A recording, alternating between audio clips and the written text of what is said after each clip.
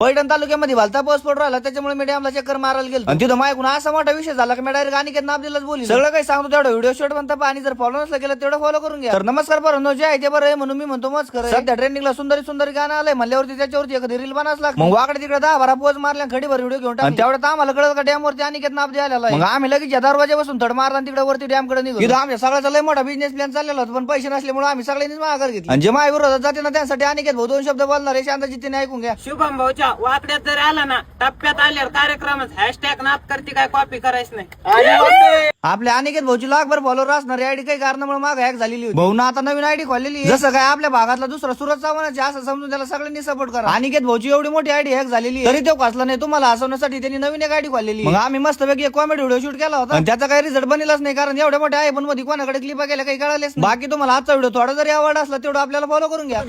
येतो ओळख राहून द्या हॅशटॅग नाद करते काय कॉपी करायची. राम राम.